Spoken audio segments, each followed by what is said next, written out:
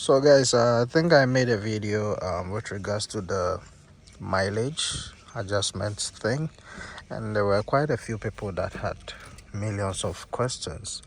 I haven't really got the time to answer everything, so today I'm gonna try and make this as simple as possible and answer quite a few questions that you guys got. So first of all, this is the X2 device. All right, this is the D7S. It does a whole lot. It doesn't only do mileage adjustment, it does all your resets. If you go into the menu, I'm sure you go to special function, then in there is oil resets, ABS, battery, tire pressure, injector coding, AC, reeling, a whole lot, airbag, water pump, diesel, DPF, like a bunch of things that you definitely need if you are a DIY guy, a mechanic, anyone that works on vehicles.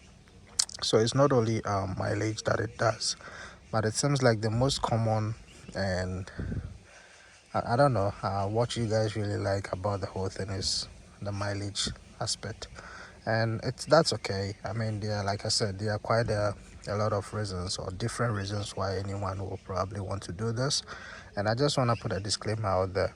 I don't want anyone to buy this tool just because you want to be dropping mileage on vehicles. You should do it for good intentions. Either you bought this vehicle and you swapped an engine out, you want to match the mileage with the current body.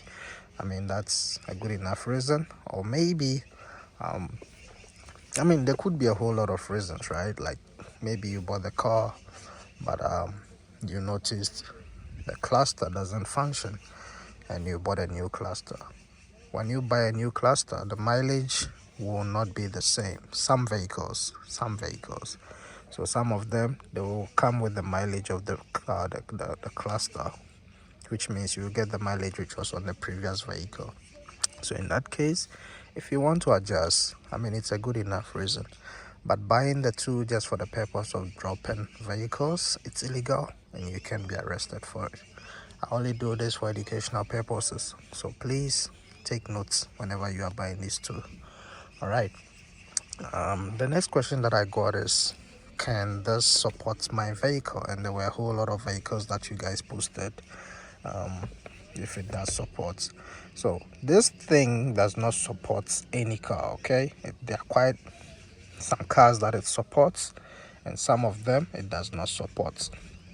So if you are buying it, just be sure that it supports your vehicle, because it does not support most of the vehicle. I would say the Japan vehicles, it does support. When it comes to German vehicles, it does support some, like Mercedes.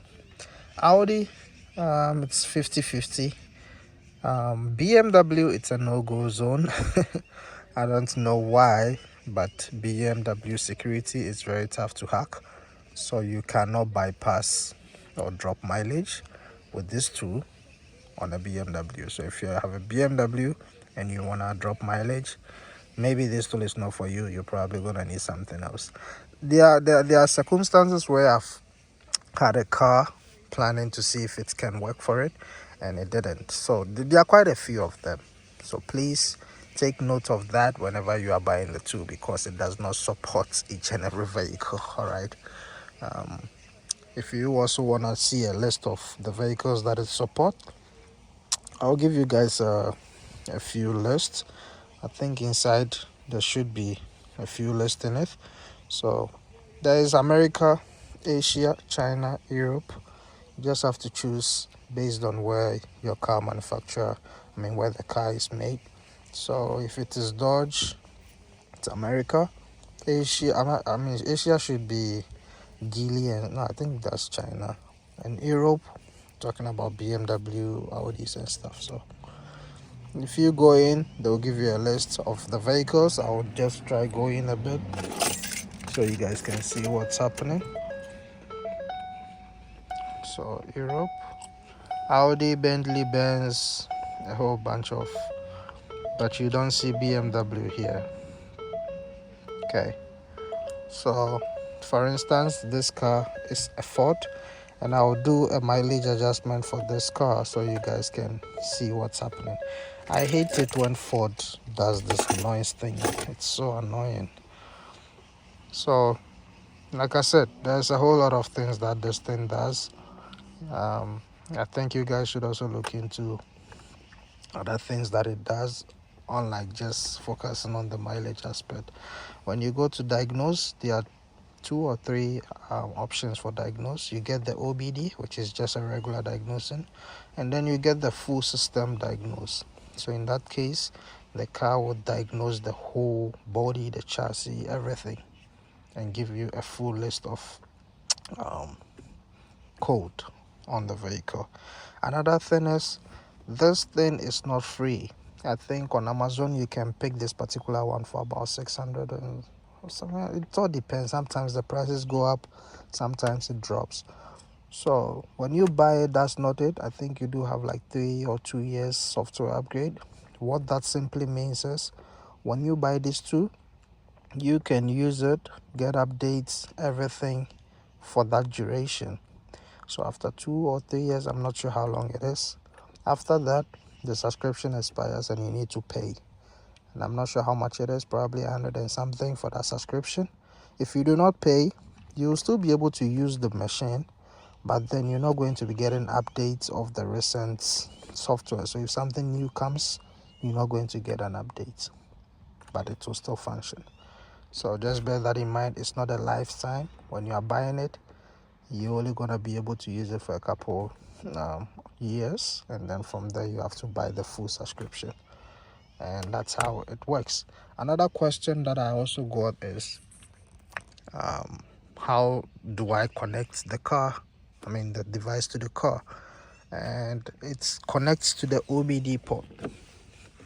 So when you buy it, they're going to give you different ports, but mostly the cars, they use this OBD port, OBD2 port. Most of them use, except for a few of them, they are quite different. You'll probably find the adapter inside the casing. Some of the cars are here, the OBD ports are here, some are there. It all depends. You just need to figure it out. And if you can't find it, just go online, type your car make, model, and then ask for the OBD location. They'll tell you where it is. For this car, it's here, there. So that's the OBD location. If you check on the cover, it says OBD. So you just open it.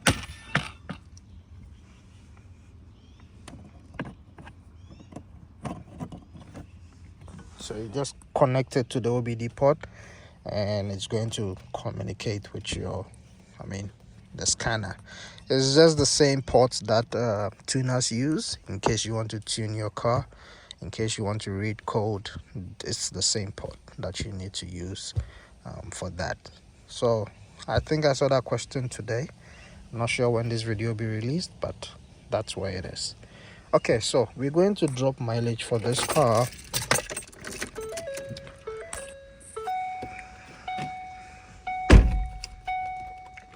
Okay. So currently the mileage is sitting at 200 and something. I'm not sure if you guys can see it. Yeah, 224. And I think we might probably do 100 and something. So we go to special function, cluster. This car is America, so that's Ford, and this is Focus.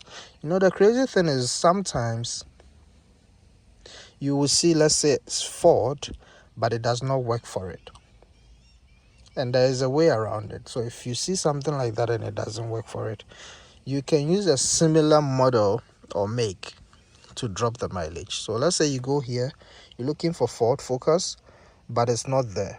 You can use maybe Ford Edge to unlock the mileage, and that is because maybe that car shares similar ECU with the Edge.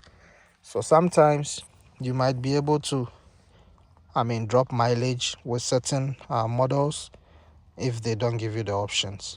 So this is Ford Focus. It's 2013. I'll try type 1. Okay. Alright. So I'll try to drop it to 1, 8, 5, 8, 1, 2, 3, 4. I'm not sure if you guys can see that. 1, 2, 3. Let's put this. So almost 190. Yeah. So we press OK. Yep. Let's see what's gonna happen there. It's communicating. Now it says adjustment is complete.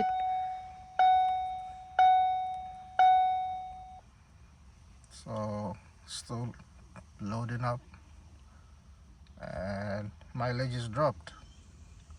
So now we go 185 on the clock.